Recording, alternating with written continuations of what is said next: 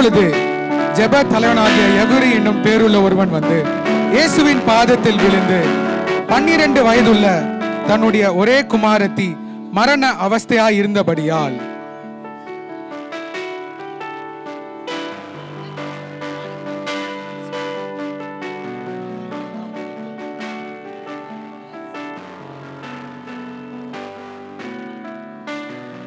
ஆண்டவரே ஆண்டவரே, என் மகள் மரண படுக்கையில் இருக்கிறார், என் வீட்டுக்கு வந்து அவளை குணப்படுத்தும்.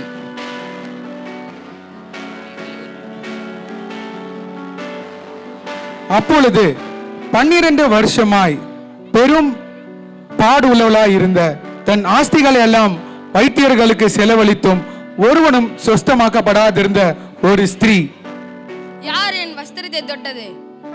ஐயா, திரளான ஜனங்கள் இருக்கும்போது என் வஸ்திரத்தை தொட்டது யார் என்று எப்படி ஐயா நீங்கள் கேட்பீர்கள்?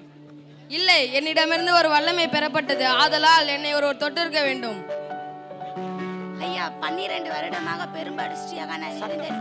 உங்கள் வஸ்திரத்தின் ஓரங்களை தொட்டு பிறகு பரிபூர்ண சுகம் அடைந்தேன். மகளே, திடல் கொள், உன் விசுவாசம் உன்னை ரட்சித்தது, சமாதானமாக போ.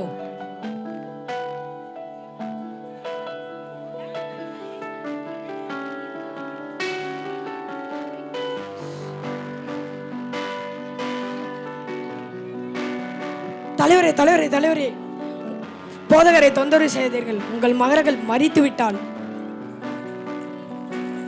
கவலைப்படாதே, விசுவாசம் உள்ளவனாயிரு, அப்பொழுது உன் மகள் பிழைப்பாள். வாருங்கள், வீட்டுக்கு செல்வோம்.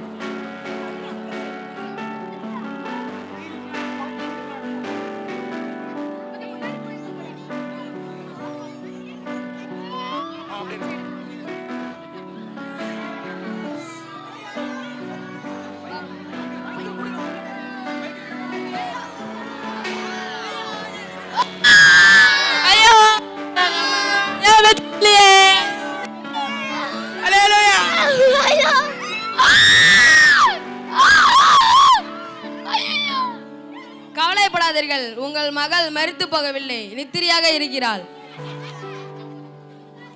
ஐயா, அவன் இறந்து விட்டார். அவனுக்கு அனைவரும் வெளியே போங்கள்.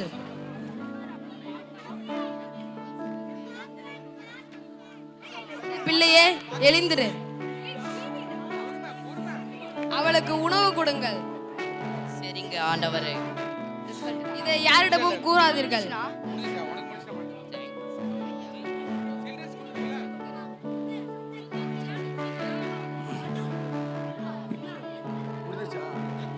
என்னை பலப்படுத்தும் இயேசு கிறிஸ்துவிட சமாதானம் உண்டு, விடுதலை உண்டு, சுகம் உண்டு, அன்பு உண்டு.